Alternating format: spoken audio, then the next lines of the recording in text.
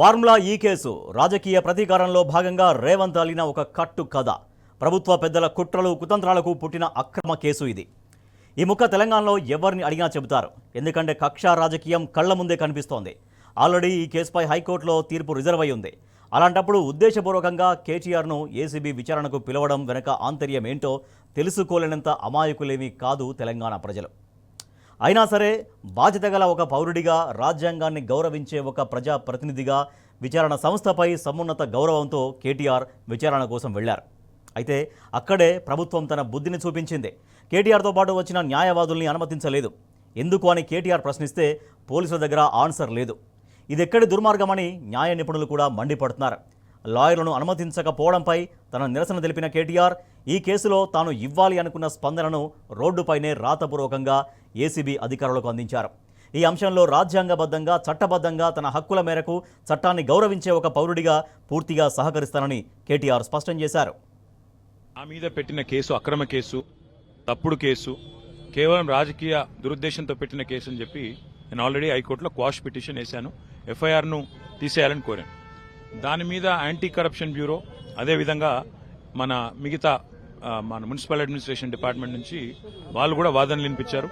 200 పేజీల కౌంటర్ కూడా గవర్నమెంట్ వైపు నుంచి దాఖలు చేశారు. చేసిన తర్వాత జడ్జి గారు మొత్తం వాదనలు విన్నారు. జడ్జిమెంట్ రిజర్వ్ చేసి పెట్టారు 31 తారీఖు నాడు.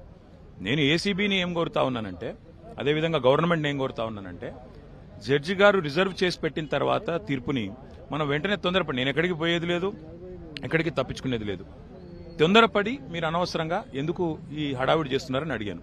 ప్లస్ ఇప్పుడు నేను అయినప్పటికీ చట్టాన్ని గౌరవించే పౌరుడిగా, రాజ్యాంగాన్ని గౌరవించే పౌరుడిగా వాళ్ళు పిలిచారు కాబట్టి వచ్చాను. వచ్చి నాకు ఒక లెటర్ ఇచ్చారు, ఇన్ఫర్మేషన్ కావాలి, డాక్యుమెంట్స్ కావాలని. ఏం ఇన్ఫర్మేషన్ కావాలి, ఏం డాక్యుమెంట్స్ కావాలో మాకు తెలియదు. అందుకే అడిగాం. అడిగితే ఇప్పుడేమో వాళ్ళు లేటెస్ట్గా ఏం చెప్తున్నారంటే, మీరు ఒక్కరే రావాలి, లాయర్స్ రాకూడదు. ఆల్రెడీ తీర్పే అక్కడ పెండింగ్ ఉన్నది కాబట్టి మా లాయర్స్తో వస్తే మీకేం ఇబ్బంది అని అడిగితే సమాచారం ఇవ్వడం లేదు. దాంతోపాటు ఇంకా ఏమంటున్నారంటే మీరు ఒక్కరే రావాలి. నాకు ఒక్కరిని రావడానికి ఇబ్బంది ఏం లేదు, కానీ ఒక పౌరుడిగా నా ప్రాథమిక హక్కులకు కూడా భంగం వాటిల్లకుండా చూసుకోవాల్సిన బాధ్యత నా మీద ఉంటుంది. అందుకే పోలీస్ అధికారులను అడిగాను, ఎక్కడన్నా లిఖితపూర్వకంగా ఉందా నా లాయర్ రాకూడదని, దయచేసి ఉంటే ఇవ్వండి అన్నాను. కేటీఆర్ మాత్రమే కాదు, ఈ దేశంలో ఏ పౌరుడైనా సరే తన న్యాయవాదుల సమక్షంలో విచారణకు వెళ్లడం అనేది రాజ్యాంగం కల్పించిన హక్కు. దాన్ని తిరస్కరించే హక్కు పోలీసులతో పాటు పోలీసులతో సహా ఎవరికీ లేదు అంటున్నారు న్యాయ నిపుణులు. ఇక్కడ మరో విషయాన్ని తెలంగాణ ప్రజలు గుర్తు చేసుకుంటున్నారు. గతంలో ఈడీ విచారణకు వెళ్లినప్పుడు రాహుల్ గాంధీ తన పార్టీ కార్యకర్తలతో మంది మార్బలంతో ఊరేగింపుగా వెళ్లిన సంగతిని జనం ఈ సందర్భంగా ప్రస్తావిస్తున్నారు. మరి ఆయన్ని ఎవరూ అడ్డుకోలేదు కదా. తెలంగాణలో మాత్రం అందుకు పూర్తి విరుద్ధ పరిస్థితులు ఉన్నాయన్నది జనాభిప్రాయం. ఇక్కడ రేవంత్ రాజ్యాంగం నడుస్తోంది, ఇది అక్షర సత్యం.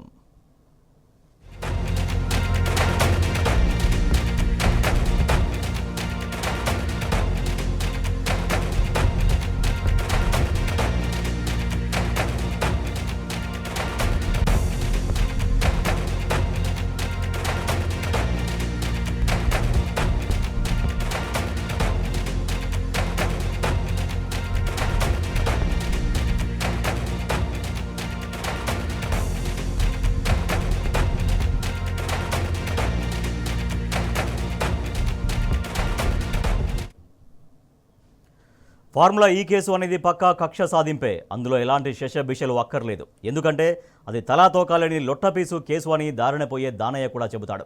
ఫార్ములా ఈ వ్యవహారంలో జరిగిన ప్రతి విషయం తెరిచిన పుస్తకమే. అందులో దాపరికం ఏమీ లేదు. ఫైల్ మీద తానే సంతకం పెట్టినట్లు కేటీఆర్ఏ క్లియర్గా చెప్పారు. ఇప్పటికీ అదే మాట మీదున్నారు ఆయన. తెలంగాణ పరువు ప్రతిష్టల్ని దృష్టిలో పెట్టుకునే బాధ్యత గల ఒక మంత్రిగా ఆనాడు ఈ నిర్ణయం తీసుకున్నట్లు కేటీఆర్ ఇప్పటికే అనేకసార్లు వివరణ ఇచ్చారు. కానీ పాలకులకే చెవికెక్కడం లేదు. అందుకే కోడిగుడ్డు మీద ఈకలు పీకుతున్నారు. ఏదో ఒకటి చేసి కేటీఆర్ మీద రాజకీయ కక్ష సాధించాలి, ఆయన్ని ఎలాగైనా వేధించాలి, తప్పుడు కేసుల్లో ఇరికించి రాక్షసానందం పొందాలి. ఇంతే. ఇంతకు మించి ఈ కేసులో పెలుసు లేదు, నలుసు లేదు. నన్ను వాళ్ళు అడుగుతున్న ఇన్ఫర్మేషన్ మొత్తం గవర్నమెంట్ దగ్గరే ఉంది. నేను తీసుకున్న నిర్ణయం ఏదన్నా ఉంటే అది మినిస్టర్గా తీసుకున్నాను, గవర్నమెంట్గా తీసుకున్నాను. అట్లాంటప్పుడు నా దగ్గర ఉన్నదని సమాచారం వారు ఏదైతే అపోహపడుతున్నారో అదంతా మీ దగ్గరనే ఉంది. ఈ వాదనంతా కూడా నేను ఆల్రెడీ కోర్టులో చెప్పాను. కోర్టు ఆల్రెడీ తీర్పు రిజర్వ్ చేసి పెట్టింది. హైకోర్టు మీద ఉన్న గౌరవంతో, చట్టాల మీద ఉన్న గౌరవంతో రాజ్యాంగం మీద ఉన్న గౌరవంతో నేను ఇక్కడికి వచ్చానని చెప్పాను. మరి ఒక పౌరుడిగా నాకు నా లాయర్ను వెంటబెట్టుకుని విచారణలో భాగస్వామ్యం చేసే అధికారం నాకుందని నేను అనుకుంటున్నాను. లేదు అని వారు అంటున్నారు. భారత రాజ్యాంగం నడుస్తుందని నేను అనుకుంటున్నా. కాదు రేవంత్ రెడ్డి రాజ్యాంగం మాత్రమే ఇక్కడ నడుస్తుంది తెలంగాణలో వాళ్ళు అంటున్నారు. కాంగ్రెస్ ఏలికాసురులు ఎన్ని స్కెచ్లు గీసినా కేటీఆర్ చాలా హుందాగా బాధ్యతాయుతంగా నడుచుకున్నారు. తన బాధ్యతగా ఏసీబీకి లిఖితపూర్వకంగా సమాధానం ఇచ్చి వచ్చారు. దాంతో రేవంత్ సర్కార్ పాచిక పారలేదు. డామిట్, ఇదేంటి కథ అడ్డం తిరిగిందనుకుని ప్రభుత్వ పెద్దలు కంగు తిన్నారు. కేటీఆర్ విచారణ పేరిట ఒక రోజంతా పచ్చ మీడియాలో సైకోయిజం అంతా ప్రదర్శిద్దామనుకున్న రేవంత్ ప్లాన్ అట్టర్ ఫ్లాప్ అయింది. న్యాయవాదిని తనతో పాటు అనుమతించకపోవడంతో రాతపూర్వక జవాబు ఇచ్చి అరగంట ఏసీబీ కార్యాలయం ఎదుటే వేచి చూసి వెనక్కి వచ్చేశారు కేటీఆర్. ఆయన ఇచ్చిన జవాబును అక్నాలెడ్జ్ చేసినట్లు ఏసీబీ నుంచి రిప్లై కూడా వచ్చింది. దాంతో రేవంత్ సర్కారు పథకం పారలేదు. ఇప్పుడు ఏం చేయాలి? ఆగమేఘాల మీద సీఎంఓ ఆఫీసు కదిలింది. పైనుండి చకచక ఆదేశాలు వచ్చాయి. వాటిని అందుకొని ఇష్టం వచ్చినట్లు అబద్ధాలను వండి వార్చింది పచ్చ మీడియా. ఏసీబీ ఏమనుకుంటుందో, తర్వాత ఏం చేస్తుందో తాము చంకలోనే ఉండి గమనిస్తున్నట్టుగా కథనాల్ని వల్లెవేశాయి గుంపు మేస్త్రి గొట్టాలు.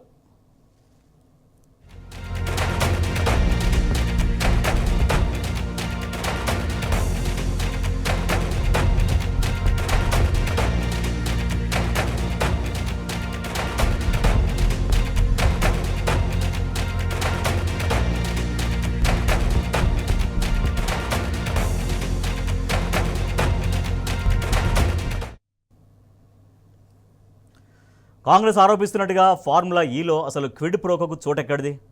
హెచ్ఎండిఏ పైసలు ఇచ్చింది నేరుగా ఫార్ములా ఈ కంపెనీ ఎఫ్ఈఓకి. అవి కూడా బ్యాంకు ద్వారా నేరుగా ఫార్ములా సంస్థ ఖాతాల్లోకి వెళ్ళాయి. మాకు పైసలు ముట్టాయని అక్కడి నుంచి కూడా జవాబు వచ్చింది. ఇక ఇందులో అవినీతికి ఆస్కారం ఎక్కడుంది? కానీ గ్రీన్కో సంస్థ నుంచి క్విడ్ ప్రోకో జరిగినట్టు రోత కథనాలు పుట్టించారు. సీజన్ 10 రేసు ఒప్పందంలో గ్రీన్కో సంస్థ అస్సలు లేనే లేదు. గత సీజన్లో తమకు అనుకున్నంత ప్రాఫిట్ రాలేదనే కదా ఆ సంస్థ స్పాన్సర్షిప్ నుంచి తప్పుకుంది. అందుకేగా సీజన్ 10 కోసం గత ప్రభుత్వం కొత్త స్పాన్సర్స్ కోసం అన్వేషించింది. సమయానికి స్పాన్సర్ లేకపోవడం వల్లే కదా కాంట్రాక్టు రద్దు కావద్దన్న ఉద్దేశంతో అప్పటి ప్రభుత్వం ముందడుగు వేసింది. ఈ విషయం ఎన్నిసార్లు పూసగుచ్చినట్టు చెప్పినా పాలకుల బుర్రకెక్కడం లేదు. అందుకే ఈ పనికి మాలిన రాద్ధాంతం Greenko electoral bonds quid pro quo అని విష ప్రచారం చేయిస్తున్నారు. మోకాలికి బోడిగిండుకు ముడిపెడుతూ అర్థం పర్థం లేని ఆరోపణలు గుప్పిస్తున్నారు. ఇదంతా ఎవరిని బ్లేమ్ చేయడానికి? ఎందుకు ఈ విష ప్రచారం? ఎందుకో తెలంగాణ ప్రజలకు బాగా తెలుసు.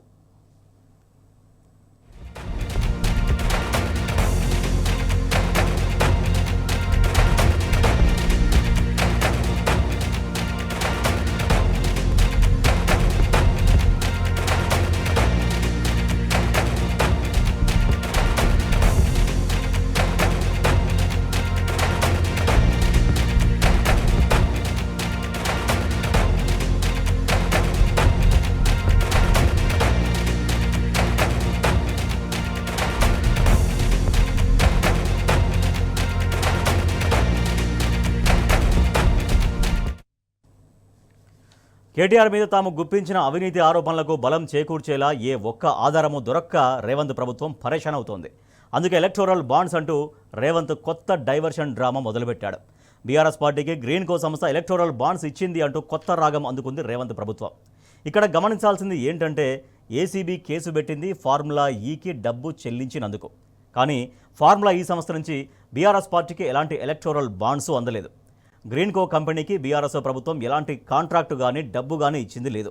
ఉల్టా గ్రీన్కో కంపెనీనే స్పాన్సర్గా ఉండి తన సబ్సిడరీ సంస్థ ద్వారా 100 కోట్ల వరకు వెచ్చించింది. ఒకవేళ గ్రీన్కో నుంచి ఎలక్టోరల్ బాండ్స్ తీసుకోవడం అవినీతే అయితే కాంగ్రెస్ బీజేపీలు కూడా గతంలో ఆ కంపెనీ నుంచి ఎలక్టోరల్ బాండ్స్ అందుకున్నాయి. ఇంకో విషయం, రాజకీయ పార్టీలకు పారదర్శకంగా విరాళాలు ఇవ్వడానికి కేంద్ర ప్రభుత్వమే ఎలక్టోరల్ బాండ్స్ విధానాన్ని తీసుకొచ్చింది. మరి అలాంటప్పుడు ఎలక్టోరల్ బాండ్స్ తీసుకోవడం తప్పు ఎలా అవుతుంది? అది అవినీతి కిందికి ఎట్లా వస్తుంది? కాంగ్రెస్ పార్టీ ఇప్పటి వరకు వివిధ సంస్థల నుంచి 1500 కోట్ల రూపాయల ఎలక్టోరల్ బాండ్స్ పుచ్చుకుంది. అంటే కాంగ్రెస్ కూడా అవినీతి చేసినట్టేనా? సమాధానం చెప్పు మిస్టర్ రేవంత్. కేసులు ఎన్ని పెట్టినా, మీడియా మేనేజ్మెంట్ పాలిటిక్స్ ఎన్ని చేసినా భయపడాల్సిన అవసరం లేదు, బాధపడాల్సిన అవసరం లేదు. వాళ్ళు ఎన్ని రైడ్స్ చేసుకున్నా, ఎన్ని డ్రామాలు చేసినా, ఇవాళ నా లాయర్లుంటే వాళ్ళకి వచ్చిన ఇబ్బంది ఏంటంటే, నాతో పాటు లాయర్లుంటే నా రైట్స్ ప్రొటెక్ట్ చేయబడతాయి. ఎందుకంటే మా పట్నం నరేందర్ రెడ్డి గారిని అరెస్ట్ చేసినప్పుడు ఆయన ఇవ్వని స్టేట్మెంట్ ఇచ్చినట్టుగా పోలీసులు తప్పుడు వార్తలు రాసి మీడియాకి లీక్ చేశారు.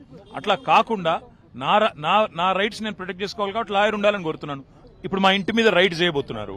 రైడ్ చేసుకుని నాకు తెలిసి ఏం చేయబోతున్నారు, రైడ్ చేసి అవసరమైతే కొన్ని ఇంప్లాంట్ చేసి కొన్ని లేనిపోని సృష్టించి అందులో ప్లాంట్ చేసి దాని మీద కేసు బనాయించాలనేది వీళ్ళ చిల్లర ప్రయత్నం. నేను చిట్టినాయుడు గారికి చెప్పేది ఒకటే, నువ్వు ఎన్ని డ్రామాలు చేసినా, ఎన్ని కథలు పడ్డా, ఎన్ని అక్రమ కేసులు పెట్టినా, నువ్వు రైతు భరోసా ఎగ్గొట్టింది ప్రజలకు తెలుసు, నువ్వు మాట తప్పింది తెలుసు, 420 హామీలు ఎత్తగొట్టింది ప్రజలకు అర్థమైంది. నువ్వెన్ని చేసుకున్నా తప్పకుండా నిన్ను వదిలిపెట్టాం. ప్రజాక్షేత్రంలో తప్పకుండా మా హక్కుల కోసం కొట్లాడతాం. ప్రజల దృష్టి మరలించడానికే కేటీఆర్పై పనికిమాలిన కేసు పెట్టారని మాజీ మంత్రి ఎమ్మెల్యే జగదీష్ రెడ్డి మండిపడ్డారు. కోర్టులో తీర్పు రిజర్వ్లో ఉన్నప్పుడు విచారణకు ఎలా పిలుస్తారని ప్రశ్నించారు. ఏదో జరిగిపోయిందని నిరూపించడానికే రేవంత్ ఈ కుట్రలన్నీ చేస్తున్నాడని ఫైర్ అయ్యారు జగదీష్ రెడ్డి. రైతుల్ని గందరగోళపరిచే ప్రయత్నంలో భాగంగా, ప్రజలందరి చూపు మరల్చే భాగంగా కేటీఆర్ గారి పైన పెట్టిన ఓ పనికిమాలిన చెత్త కేసుకు సంబంధించి ఇవాళ అర్జెంటుగా ఏసీబీతో నోటీస్ ఇప్పించి విచారణకు హాజరుగమ్మని, కోర్టులో పెండింగ్లో ఉండగా జడ్జిమెంట్కే రిజర్వ్ అయి ఉండగా ఇవాళ అర్జెంటుగా రమ్మని పూర్తిగా మీడియాను దాని మీద నడపాలని చెప్పి ఓ చిల్లర ప్రయత్నం చేసి, ఇంకా దాంట్లోనే ఇంకొక చిల్లర ఎత్తుగడేసి, మీరు మాకు కొన్ని ఫైల్స్ ఇవ్వాలి దాంట్లో అని చెప్పి ఒక అస్పష్టమైన ఉత్తరం ఇచ్చి, ఆ పేరు మీద ఏసీబీ ఆఫీసులో గంటల తరబడి కూసోబెట్టి ఇంటి మీద రైడ్ చేసి వీళ్ళ చేతిలో ఉన్న కాగితాలే, వీళ్ళు తయారు చేసి పెట్టుకున్న కాగితాలే పట్టుకొచ్చి, ఇగో కేటీఆర్ గారి దగ్గర ఈ దొరికినాయి, మాకు చాలా ఆధారాలు కొత్తవి అని చెప్పి కోర్టును పక్కదారి పట్టించి ప్రజలలో ఒక తప్పుడు చర్చకు తెరలేపి రైతు భరోసా విషయంలో మర్చిపోయేటట్టు చేస్తా అని చెప్పి ఒక చిల్లర ప్రయత్నం చేసిండు. దాంట్లో బొక్క బోర్లా పడ్డాడు, మూతి వాయ కొట్టుకున్నాడు. రాజకీయ పార్టీలు అందుకున్న ఎలక్టోరల్ బాండ్స్ సమాచారాన్ని 2024 ఫిబ్రవరిలోనే పబ్లిక్ డొమైన్లో ఉంచారు. ఆ డేటా అందరికీ అందుబాటులో ఉంటుంది, ఎవరైనా తీసుకోవచ్చు. కానీ రేవంత్ ప్రభుత్వం మాత్రం అది తాము మాత్రమే కనిపెట్టిన తాజా సమాచారమనే బిల్డప్ ఇస్తోంది. ఇది మీడియా మేనేజ్మెంట్ కాక ఇంకేంటి? వెనుకుండి కథ నడిపిస్తున్నది ఎవరో ఇంకా అర్థం కావడం లేదా? ఇదంతా రేవంత్ ఆడిస్తున్న డ్రామా అని.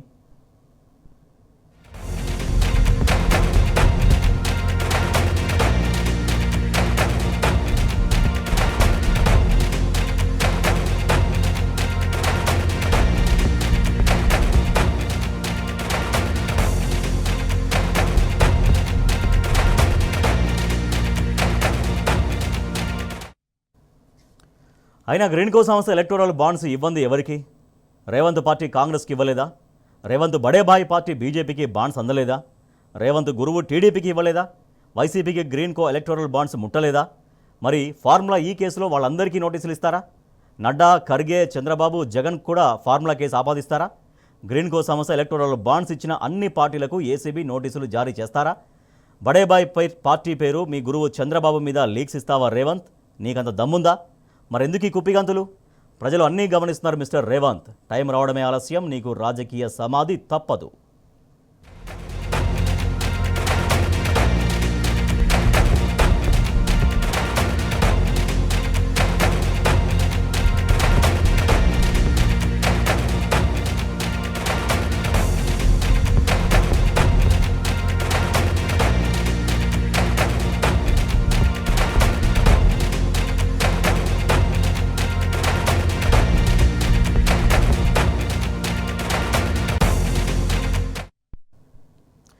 ఇక ఫార్ములా